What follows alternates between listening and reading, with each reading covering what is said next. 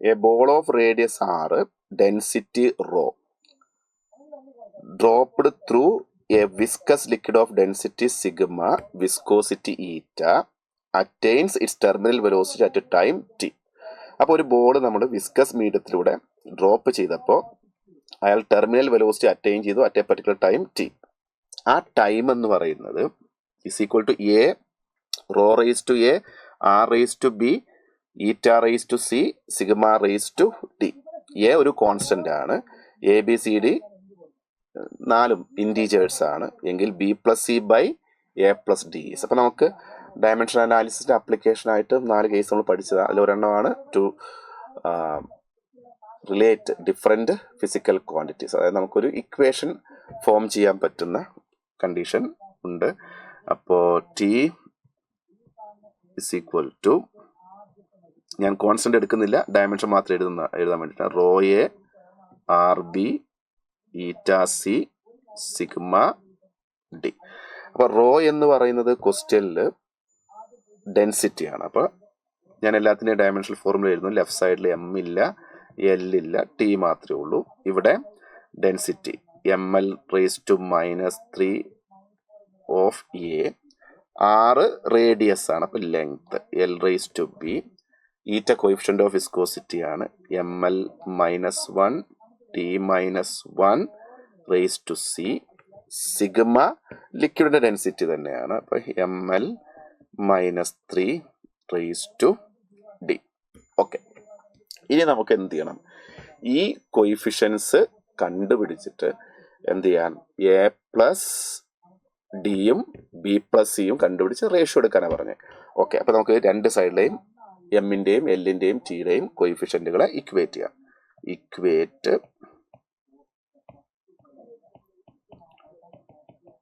Coefficients of M, L and T on both sides.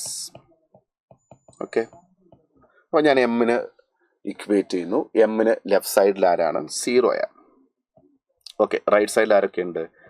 A ഉണ്ട്, M raise to A ഉണ്ട്, M raise to C ഉണ്ട്, M raise to D ഉണ്ട്. അപ്പോൾ 0 is equal to A plus C plus D. Okay, അതവിടെ നിൽക്കട്ടെ. അടുത്തത് എല്ലിന് left side 0 ആണ്, റൈറ്റിൽ ആരൊക്കെ ഉണ്ട്? -3a plus B -c -3d അല്ലേ? -3a plus B -3a plus B -c -3d. Okay, അപ്പോൾ നമുക്ക് എന്ത് ചെയ്യാം? ഇനി അടുത്തത് ആരാ? ടിയുടേത് ലെഫ്റ്റ് സൈഡിൽ 1 ആണ്, റൈറ്റ് സൈഡിലോ ടിക്ക് ഒരെണ്ണം മാത്രമേ ഉള്ളൂ, -c ആണ്. അപ്പോൾ 1 is equal to ആരാ? -c ആണ്. റെഡി? ഇനി നമുക്ക് എന്ത് ചെയ്യാൻ പറ്റും? ആദ്യത്തെ ഇക്വേഷൻ, ഇതിന് 1, ഇതിന് 2, ഇതിന് 3. ഫസ്റ്റ് ഇക്വേഷനിൽ സിയുടെ വാല്യൂ കൊടുക്കാം. അപ്പോൾ 0 is equal to a plus C ആരാ?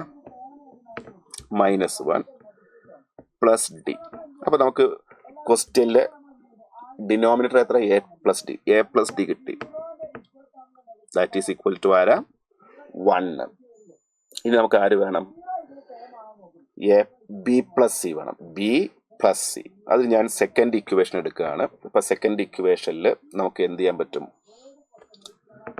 സെക്കൻഡ് ഇക്വേഷനിൽ -c ഉണ്ട്, അത് ഞാൻ ലെഫ്റ്റ് ഇങ്ങോട്ട് എടുക്കുകയാണ്. സി ഈസ് ഈക്വൽ ടു നോക്കിയേ -3 a പ്ലസ് ഡി അല്ലേ? -3 ഓഫ് എ പ്ലസ് ഡി. വേറെ ആരാ ഉള്ളത് അവിടെ? പ്ലസ് ബി ഉണ്ട്. നമുക്ക് വേണ്ടത് ബി പ്ലസ് സി ആണ് അല്ലേ? ഇനി വാല്യൂസ് ഒക്കെ കൊടുക്കാം.